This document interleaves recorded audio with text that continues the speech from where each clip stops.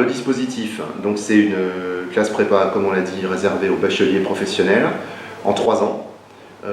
Alors en 3 ans, une année, on va dire, de remise à niveau, mais pas seulement, avec aussi, on y apprend aussi à travailler. Et puis 2 ans de prépa qui ne sont pas tout à fait des années de prépa classique, parce qu'on a plein de dispositifs d'aide, des choses comme ça, pour accompagner les étudiants jusqu'à l'entrée des écoles d'ingénieurs, au bout des 3 ans.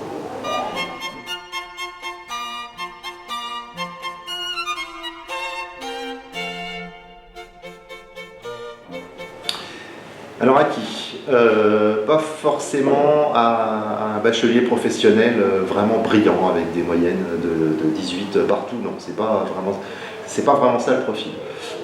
Par contre, à un étudiant qui est curieux, qui a envie, qui est tenace, et bon, évidemment qui a des résultats qui sont quand même honorables, hein, sans quoi ça risque d'être compliqué, mais je pense que c'est plus ces qualités-là qui vont faire la différence.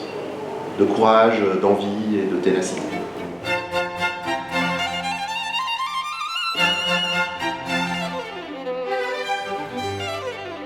Donc la première année va être une année de remise à niveau où, en faisant quelques raccourcis, ils vont faire en un an tout le programme du lycée jusqu'à arriver à une terminale option maths, spécialité maths, en fonction des différentes réformes. Donc le but de la première année, c'est de reprendre les bases, toutes les bases, donc tous les temps, beaucoup de vocabulaire et toutes les bases de collège et lycée, de manière à pouvoir comprendre des documents de plus en plus longs et rédiger des choses de plus en plus longues aussi.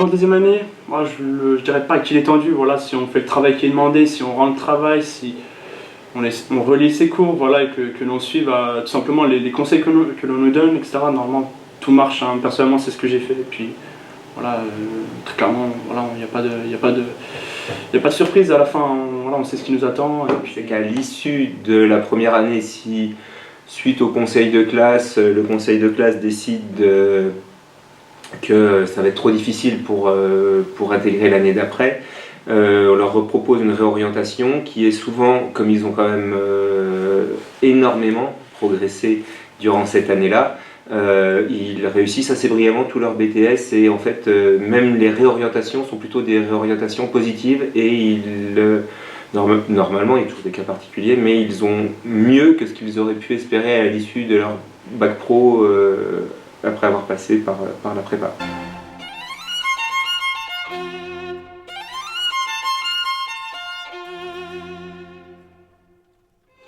Énormément. Ouais, on travaille jamais assez, surtout en sortant de bac pro. Alors c'est complètement différent du bac pro. C'est sûr qu'il y a une charge de travail qui est plus importante, mais les professeurs au fur et à mesure de l'année nous préparent à cette charge de travail et ça se passe plutôt bien. Donc il faut travailler, mais on est préparé pour ça.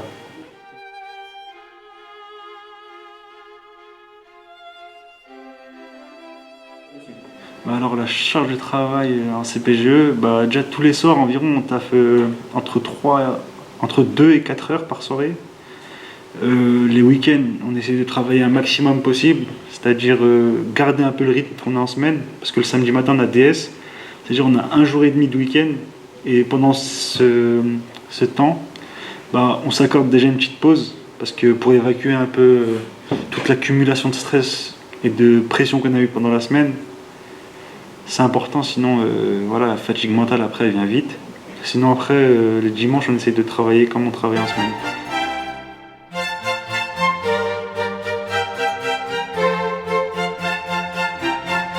L'internat, c'est un internat qui est composé de 65 chambres sur 3 étages avec des salles de travail à chaque étage, une salle commune avec différents matériels mis à notre disposition, baby-foot, piano, ce genre de choses. Donc cette salle commune nous permet de travailler ensemble, mais aussi de manger, car nous avons une petite cuisine à disposition pour tous les élèves pour pouvoir se faire à manger le week-end et pendant les vacances également.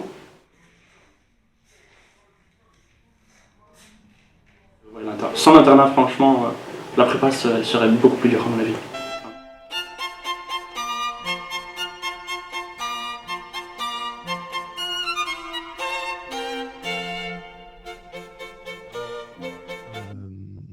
après, c'est un pur tremplin hein, pour un bac pro, je veux dire.